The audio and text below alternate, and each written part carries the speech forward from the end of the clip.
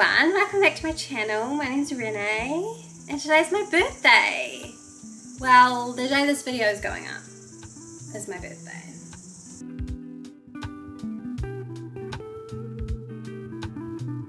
So the day this video is going up is the 22nd of March, aka my birthday.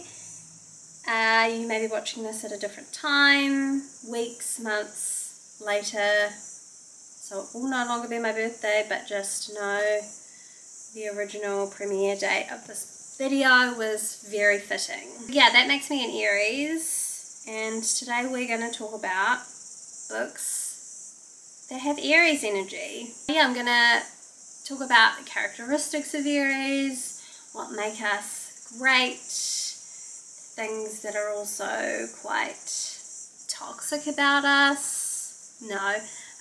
Yeah, we're just gonna talk about what makes an Aries, and then I'm gonna recommend some books that fit into those kind of different characteristics of us, and just as a fun little silly little video to indulge me on my birthday. Got some notes on my phone. First up, some quick facts about Aries. We're the first sign in the astrological calendar, which makes a lot of sense because we like to win. So being number one seems right. The dates with which an Aries falls into, the 21st of March to the 19th of April. I've seen some things that say the 20th of March. I don't know. I've always known it as the 21st, so we're going with that. We're a fire symbol. We're a fire sign, sorry. And our symbol is a ram. What is the personality of an Aries? At the core, Aries do their own thing. They are unafraid of conflict, highly competitive and honest. They throw themselves at the world eagerly and without fear. Aries are driven by a desire to prove themselves and their strength. They have high energy and are competitive and ambitious. They naturally take charge because they are good at initiating new projects. They can also be impatient, but are naturally active and don't like to waste time. While Aries like competition, they don't like to play games. They are highly self-aware, have strong opinions, and are always ready to defend them. Okay, what are an Aries' weaknesses? All Aries want to feel things intensely. This is one of their most commendable qualities, but also what causes them a great deal of pain and grief. Aries tend to be impulsive, impatient, and hot-headed. They are often reacting out of emotion rather than from a place of calm, clear-headedness. They don't apologize for their anger. They say "I don't care" and mean it. They don't always have the best self-control. I just think it's worth mentioning the kind of flip side of a lot of the characteristics that an Aries has, or anyone really, because those things, those positive things can also kind of, when I guess expressed in extreme ways, can often have negative connotations or negative reactions. And I always find it interesting. I mean, that line, like, if they don't apologize for their anger and they say "I don't care" and mean it, those are very much things that have gotten me in trouble in the past and still do. I just also have to just say, like, if you're an Aries and you're watching this and you're like offended or yeah, get upset in some way, like, this is just for fun, right? Let's just, we all know that there's certain parts of us that like aren't the greatest, and some people don't even believe in this stuff, so whatever. I have now taken 5 of what I think are the main qualities of an Aries, and chosen a book that kind of feels like it emanates part of that in some way. Some of these are like a bit of a reach, so I might have to do some explaining, but you will hopefully get where I'm coming from. I don't know. First up, we have passionate. For this book I chose A Small Place by Jamaica Kincaid. I think a lot of the time when people think of passionate, they think of like desire. There's this often sexual kind of connotation that comes along with passionate.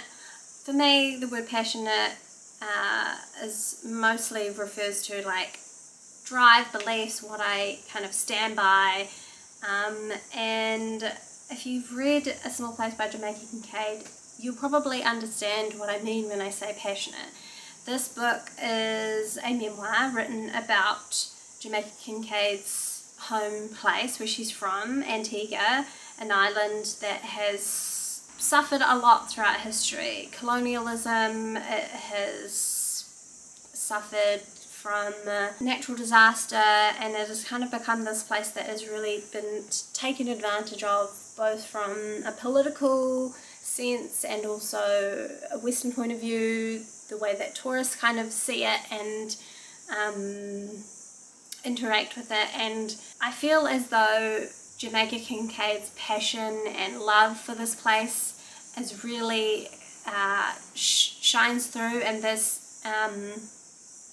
quite almost rageful way that just makes a lot of sense, that when you become so impassioned by something, you almost become quite angry that things aren't happening, or things haven't changed. And I just felt this throughout this whole book. There was definitely this sense of injustice towards this place that Jamaica Kincaid loves so much. And just the word passionate should always be paired with her writing, because she always writes with this intense driving force of a feeling behind everything. Second one I put was competitive, because I feel like this is definitely something that makes us up, and something that I never thought applied to me for a long time, but I think it shows in different ways. Like, I don't necessarily want to win at everything, although a lot of things I do, but I always want things to be done my way, and I always think that there's a particular way that things just should be done, because that makes sense, it's the most logical way, and duh. But this book speaks to the more traditional competitiveness, and that is Fleishman is in Trouble by Taffy Brodesser-Akner. This book is about a 40-something-year-old man named Toby Fleishman, who is recently going through a separation from his wife, lives in New York, is a doctor, and he is entering the dating scene for the first time in a long time, with the introduction of technology, things like Tinder and all the apps, and there is this sense of competition within that, not necessarily with like other guys, but just the interactions that he has with these characters through this app, and kind of like the gamification of it for him, the way that he's kind of churning through these people and trying to kind of make up for lost time. There feels like this real like competition to it for him. There's also the actual professional realm that he is in, being a doctor, and there's some kind of competitiveness there, the way that he is being kind of overlooked for this promotion. There's also this real humorous way that everyone else around him, like his kids' parents, his kids' friends' parents, and the way that they kind of look down on him just because he's only a doctor, and how that's no longer a profession that people are kind of trying to aim for in this day and age. I just thought was really funny. It kind of really boils him down to this kind of insignificant person in the novel, which I found quite funny. But yeah, and I also think just the setting of it being set in New York has a certain competitiveness to it. I think any kind of book set in a hustling, bustling city is always going to feel quite energetic and have a certain feeling to it. So that's the book that I chose for competitive. The next quality that I had was driven, which I think is similar to the first two, but is definitely much more to do with intention and like perhaps being a bit stubborn also. And again, that whole like wanting things to be done in a certain way, aka my way or our way, and not letting anything kind of get in the way of that, because that would be terrible. The book that I chose for this was My Year of Rest and Relaxation by Ottessa Moshfegh. So this is a book about an unnamed protagonist who is living in pre-9/11 New York. She is working in the art scene. She has had difficulties in her life that you don't know about at first, but she is kind of this quite apathetic character who is slowly becoming less interested in being a part of the world, and she decides that she wants to sleep for a year, and she is very, I guess, driven in the way that she makes that happen. I think it's an interesting thing to pair the word driven with this book and its kind of plot, and the fact that she's choosing to do something quite passive like sleeping. But I think the drive or the perseverance in which she does this in, and the way that she kind of makes it happen and puts things into place in order to be able to kind of just get by, still has a certain intention behind it that I think applies. It was also very hard to find a book that kind of felt like it had. The next characteristic that I have is honest.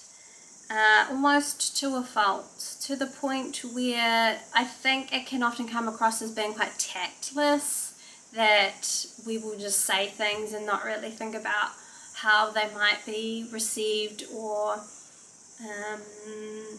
how they sound outside of our own head, or the fact that someone will get upset about us speaking the truth, you know, that classic like but it's true kind of thing. Like, I don't understand why they get upset.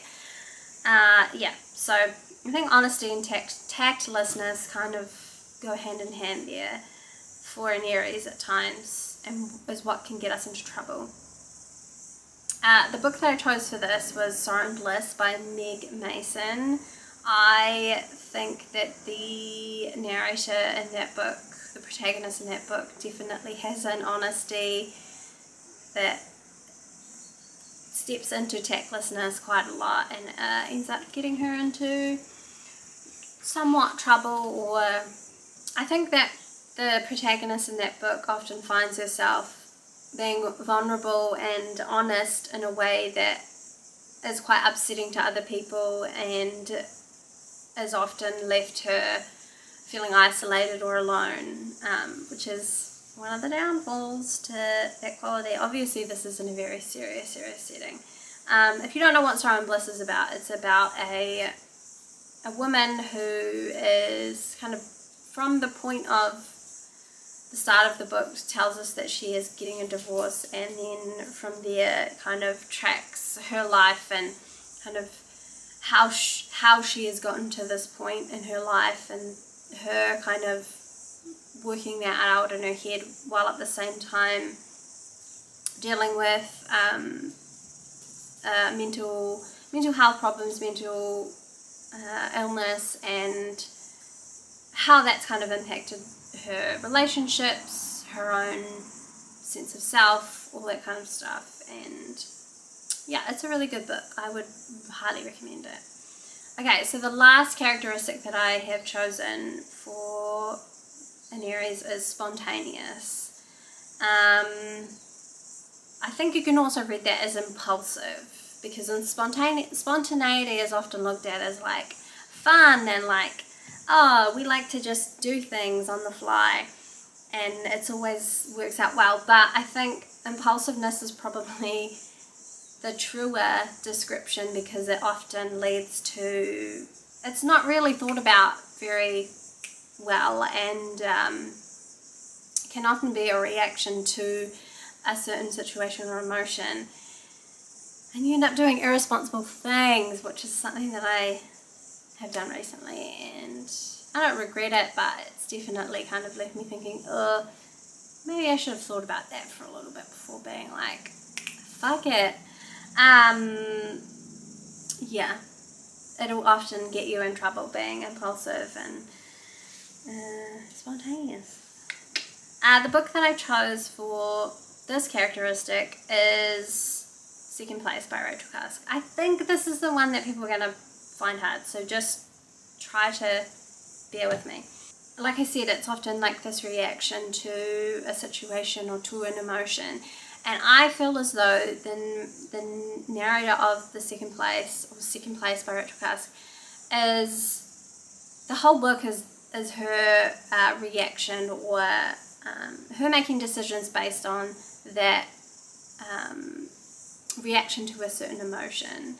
And I think her act of inviting the artist, is it his name Al? I think it is, yeah, to her house feels somewhat impulsive. It seems kind of weird and crazy, I guess. Maybe not the type of impulsion or spontaneity that people think of, like in the moment, right then and there, but I think often just a reaction to something, whether or not it's a decision that is made over a long period of time, but just that initial reaction to something can often be seen as impulsive, and you can kind of really latch on to that and then just go with it, and being the person that you are as an Aries, you'll kind of just make it happen. Yeah, that's kind of where I'm getting that from. Does anyone else agree with me or not? Yeah, and then often in the same way, like you make these impulsive decisions and it leaves feeling very disappointed because at the time you think, this is going to fix all my problems, or this is going to make me feel so much better, and then it does for a little bit, but then often you can be disappointed, or it doesn't work out the way that you thought it would, much like in the Second Place. Now I'm going to quickly talk about some characters from books that feel as though they could be Aries. First up, the narrator from The Dry Heart by Natalia Ginzburg. That book opens with the narrator shooting her husband in the head, and that's all you really need. It just I felt like I didn't need any explanation as to why she did that. I was just like, whatever he's done, he probably deserved it. And as the book kind of goes along, you do see that maybe there was some justification. I don't know if he deserved to be shot in the head, but I can see where she's coming from, you know. Second character that I want to mention, Resi from Higher Ground by Anke Stelling. I had a real hard time with this book, purely because it was like pure rage, anger the whole time. The tone of it didn't change a lot, but Resi is 100% an Aries. She is hot-headed, she is stubborn, she has that sense of, well, I'm being honest, so therefore I'm telling my story, so therefore people can't be upset about it because this is my existence and this is what is happening for me. That's definitely an Aries attitude to have, and yeah, I both understood her but was like, well, you need to chill out because you need a little bit of empathy for other people sometimes. You can't just be like, well, you can, but it's not really going to make you a lot of friends, is it?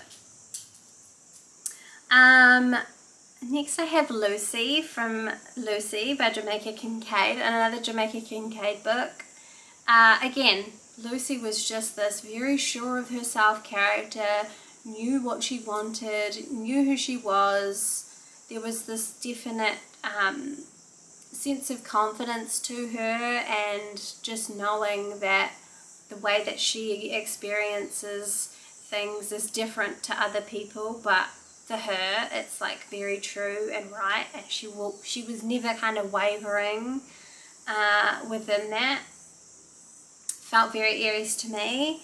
I think even a few people in my book club that read that book, not for the book club, but in just life, also said that she could be an Aries as well, so that kind of feels like a right decision to make. And then the last character I want to talk about is in a book that I read just recently, and that is the character of Salome from Women Talking by Miriam Toews. She was definitely my favourite character of them all. She is full of kind of anger and rage about the situation that these women are in, rightfully so, and I love that the women in the book allow her to be that way and don't try to stop her from being able to express that anger. There are some very humorous moments where people have to kind of like remind her that just because she believes something doesn't mean it to be true, or doesn't mean it to be the right thing, and that whole attitude of being like, yeah, well, I'm saying it, so therefore it must be true, is definitely an Aries characteristic that I think she has. The last little category that I want to talk about is writers who are Aries that I've either read or want to read from. First up, I have to let everyone know, Elena Ferrante, she's an Aries. Just makes sense. We don't know much about this woman, but we know that she was born on the 5th of April, so that makes her an Aries, and it makes me love her even more to know this. She doesn't have any more work that I haven't read, so I just wanted to mention her because I thought that was fun to know. Maya Angelou, she was born on the 4th of April, and I would really like to read more of her biographies because I know that she has a really hard out story basically, and that she has managed to write about her story in a way that is very beautiful from what I've heard, and definitely something that I want to add to my read pile basically. Flannery O'Connor was born on March 25th. She is, from what I've heard, the master of the short story, the Southern Gothic short story. She writes a lot about isolation and these kind of smaller southern states in America. She writes a lot about faith and God, which is something that I have been reading a bit more about lately and am quite interested in, so I definitely feel as though that kind of Southern Gothic route could be where I go next. And then Jesmyn Ward is another Aries, bit of a contemporary gal. She was born on April 2nd, which is the same birthday as one of my besties, and yeah, she has a couple of books I want to read by her.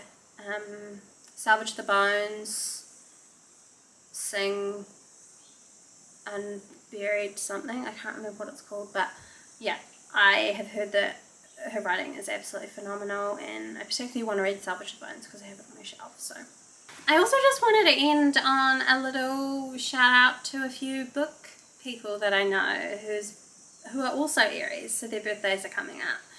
I don't know what it is, but since being on BookTube and being on Bookstagram, I have never ever encountered so many Aries in my entire life. Like, I knew very few, and now I feel like I know so many, and I wonder if there's something in that.